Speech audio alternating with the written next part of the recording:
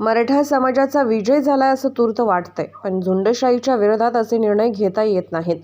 ही एक सूचना आहे, याचे रूपांतर नंतर होणार आहे. यावर हरकती मागवण्यात आल्या आहेत. ओबीसी आणि इतर समाजाच्या आणि तज्ज्ञांच्या हरकती मागवल्या आहेत. सगळ्यांनी यावर हरकती पाठवाव्या, माझे आवाहन. समता परिषदेच्या माध्यमातून आम्ही हरकती घेऊ. सगळे सोयरे जे आहे ते कायद्याच्या चौकटीत टिकणार नाही. ओबीसीच्या 17% मध्ये सगळेच येतील. EWS आणि ओपनमध्ये जे आरक्षण मिळत होते ते आता मिळणार नाही. ओबीसीला धक्का लागणार नाही असे म्हणत बॅकडोर एंट्रीने तुम्ही येत आहात. ओबीसीवर अन्याय केला जातोय का, मराठ्यांना फसवले जात आहे, यावर अभ्यास करावा लागेल. सरसकट गुन्हे मागे घ्या हा नियम यापुढे सर्वांनाच लागू होईल का? मराठा समाजातील विद्यार्थ्यांना फक्त मोफत शिक्षण का? सगळ्यांनाच मोफत द्या. उद्या याबाबत संध्याकाळी 5 वाजता मी माझ्या मुंबईतील निवासस्थानकावर बैठक घेऊन चर्चा करणार. हा अध्यादेश नाही, नोटिफिकेशनचा मसुदा आहे.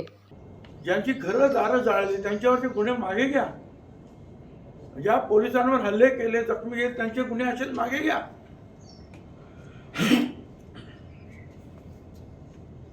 मग हा नियम सगळ्यांनाच उद्या लागू होईल. कुणी अशा मागण्यांसाठी जर पोलिसांना मारलं, कोणाची घरं जाळली आंदोलन म्हणून, तर गुन्हे मागे घ्या. सरकारी भरती करायची नाही इतरांची, त्यांच्यासाठी वेगळं ठेवायचं. मग किती ठेवायचं त्यांच्यासाठी? ते प्रमाण किती ठेवायचं? क्युरेटिव्ह पिटिशन जे आहे ते न्यायालयामध्ये आहे. तोपर्यंत मराठा समाजातील सगळ्यांना 100% शिक्षण मोफत द्या. का बरं मराठा समाजाला ते 100% शिक्षण मोफत? सर्व ओबीसी, दलित, आदिवासी, ओपन हे सगळ्यांनाच द्या ना. सगळ्यांनाच द्या. तरी ब्राह्मण समाजाला सुद्धा द्या, सगळ्यांनाच द्या. या संदर्भामध्ये मी उद्या 5 वाजता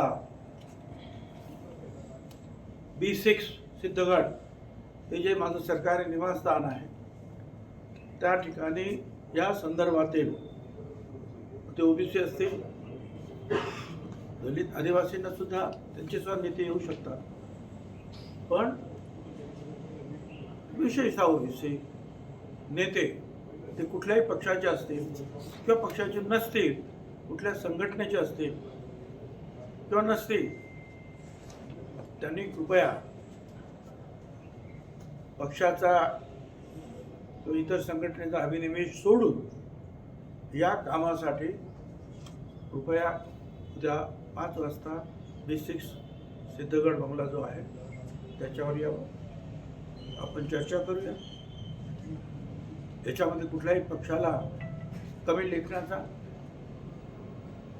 जास्त लेखण्याचा असा प्रयत्न नाही. केवळ ओबीसी आणि ओबीसी या विषयावर आणि ह्या सगळे जे काही चाललेलं आहे याच्यावर पुढची काय कारवाई आपण करायची, काय स्टेप्स घ्यायचे आहे, काय वकिलांशी आम्ही अजूनही चर्चा करणार आहोत. आणि त्या संदर्भामध्ये मग आम्ही जो आहे उद्या एकत्रित बसून पुढचा निर्णय घेऊ. या संदर्भात ज्या वेळेला हरकती वगैरे आपण देऊ त्याच्यानंतर सुद्धा अशा प्रकारचं जर काही नोटिफिकेशन जर झालं, ही हा ड्राफ्ट आहे, हा अध्यादेश तर नाहीच, हा नोटिफिकेशनचा एक मसुदा आहे. अध्यादेश या कसला अध्यादेश? हा अध्यादेश नाही, हा नोटिफिकेशनचा एक मसुदा आहे.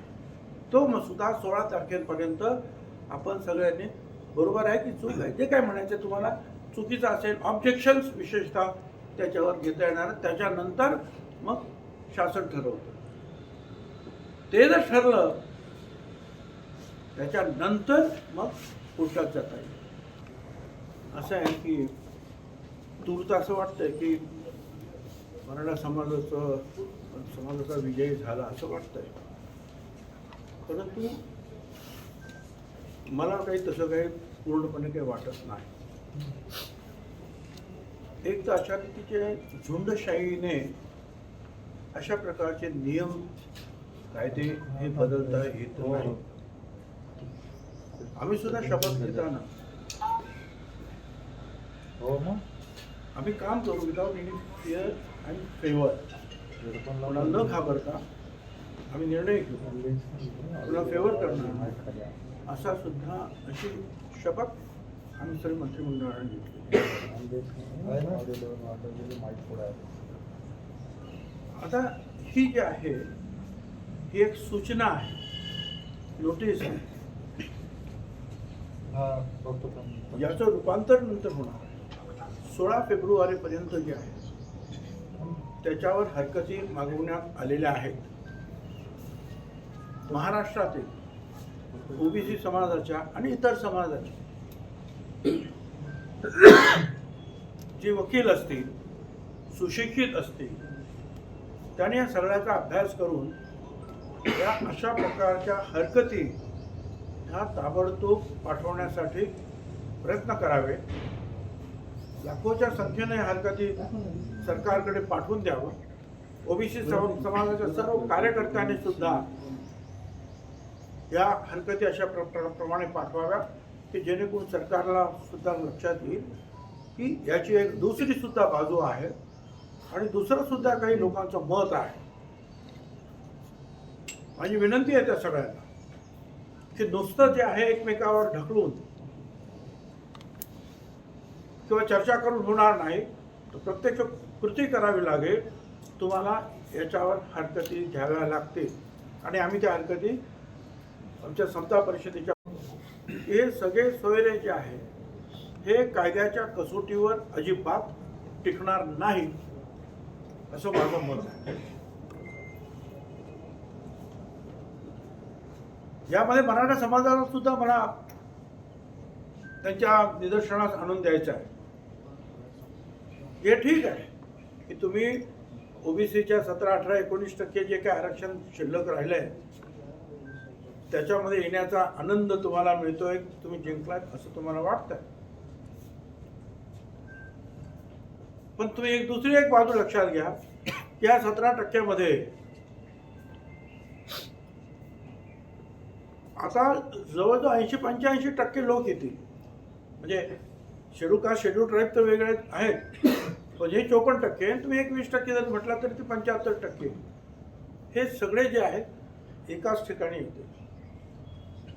EWS खाली तुम्हाला आतापर्यंत जे केवळ 10% आरक्षण तुम्हाला मिळत होतं की ज्याच्यामध्ये 85% आरक्षण, त्या 10%मधलं 85% आरक्षण मराठा समाजाला मिळत होतं, ते आता यापुढे मिळणार नाही. ओपन मध्ये जे उरलेले 40% होते त्याच्यामध्ये तुम्हाला परत आरक्षण मिळत होतं, ते सुद्धा तुम्हाला आता मिळणार नाही. म्हणजे एकूण 50% तुम्ही खेळत होता. 10% EWS आणि उरलेले 40%. त्या 50% तुम्हाला संधी होती.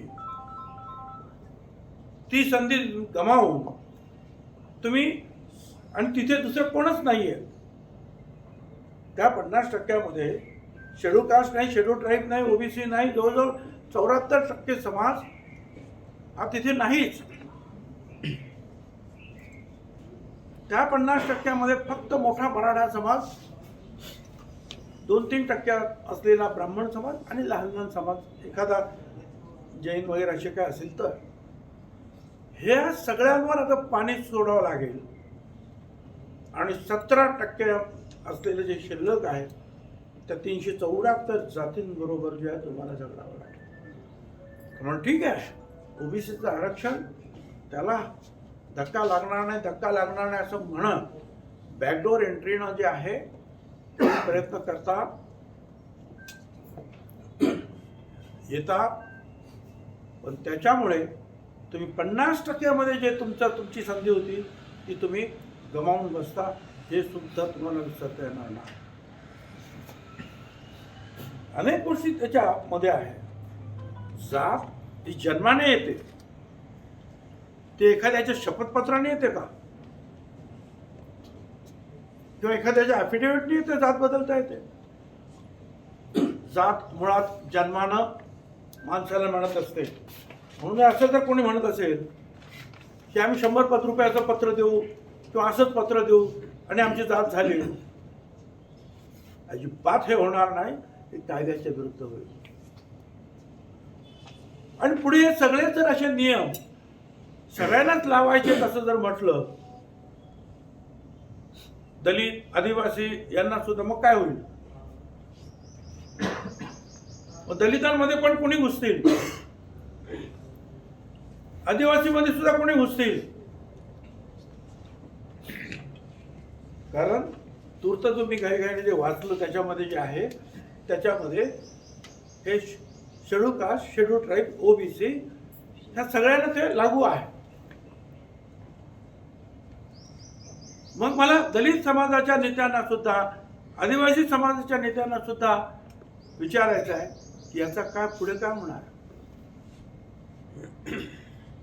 अलीकडेच मला माहिती आहे की एक भांडण असं चालूच आहे की खोटी सर्टिफिकेट घेऊन आदिवासी समाजाची मध्ये नोकऱ्या घेतल्या. सुप्रीम कोर्टाने सुद्धा त्याच्यावर निर्णय दिला की त्या सगळ्यांना काढा जे खोटे आहे आणि त्यांना त्याच्यावर भरपाई करा. तो प्रश्न अजून सरकार सोडवता बाकीनं येते. आता याच्यापुढे अशा रीतीने आदिवासीला सुद्धा लागू होणार का, दलितांना सुद्धा लागू होणार का? म्हणजे सगळं अवघडच करून टाकलं. कोणी पण या एक ॲफिडेव्हिट करा, एक पत्र द्या, काहीतरी झालं. मला वाटतं हे सगळं जे आहे ऑलमोस्ट ओबीसीवर अन्याय केला जातोय की मराठ्यांना फसवलं जात आहे, याचा अभ्यास आपल्या सगळ्यांना करावा लागेल. आमची नाराजगी जी आहे, मी आत्ताच काय मी माझ्या रॅलीजमध्ये सुद्धा मी बोलून दाखवतो.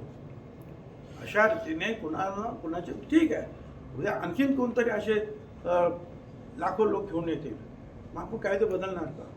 उद्या लाखो लोक घेऊन येतील सिंग आम्हाला दलितांमध्येच घ्या, आम्हाला आदिवासीमध्येच घ्या, आपण करणार. हे सगळं जे झालेलं आहे, मराठा समाजातील सुद्धा जे विचारवंत आहे, जे नेते आहेत, त्यांनी या सगळ्या गोष्टीचा विचार करावा की आपण त्या आरक्षणाच्या बाबतीमध्ये एका समुद्रात पोहत होतो. हे मराठे सगळे मराठा समाज म्हणजे 50% तो आता एका विहिरीमध्ये या 17% बरोबर पोहण्यासाठी. धन्यवाद.